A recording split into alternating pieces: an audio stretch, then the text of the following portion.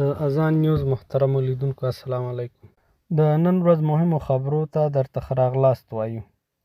تر ټولو لومړی دا خبر چې امنیتي ځواکونو هغه کس ګیر کړی ده چې په پچیراګام ولسوالۍ کې به یې د مدرسې او مکتبونو ماشومان او همدارنګه نور عام کسان ویرول. دغه کس چې د امنیتي ځواکونو لخوا ګیر شوی ده، ویډیو هم په ټولنیزو شبکو کې نشر شوې ده. دغه ویډیو چې په ټولنیزو شبکو کې نشر شوې ده لیدل کېږي چې یو کس چې نقاب یې ځان ته اغوستی او له سر څخه یې څادر تاو کړی د امنیتي ځواکونو لخوا ګیر شوی ده.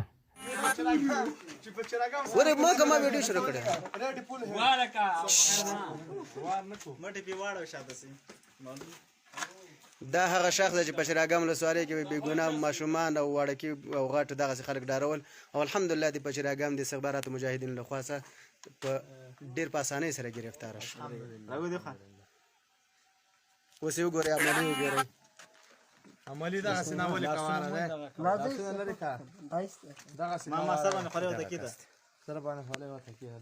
همدارنګه نن د افغانستان اسلامي امارت او د امریکا ترمنځ د بندیانو یو نوې تبادله ترسره شوه چې له امله یې بشر نورزی چې د اسلامي امارت د تیر دوران کې د اسلامي امارت کلک مالي ملاتړ کاوه راخوش شوی ده.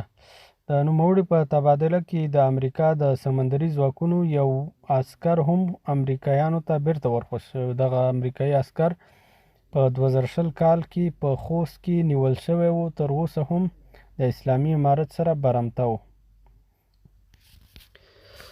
د افغانستان، ازبکستان، قرغیزستان او چین هیوادونو ترمنځ نوي رامنځته شوي اقتصادي دهلیز له لارې چین څخه روان شوي سوداګریز توکي قرغیزستان هیواد ته رسیدلو څخه وروسته اوس د اوسپنې پټلۍ کې بار شوي تر څو افغانستان ته ورسیږي. دغه سامان به په څو ورځو کې د افغانستان حیرتان بندر ته راورسیږي.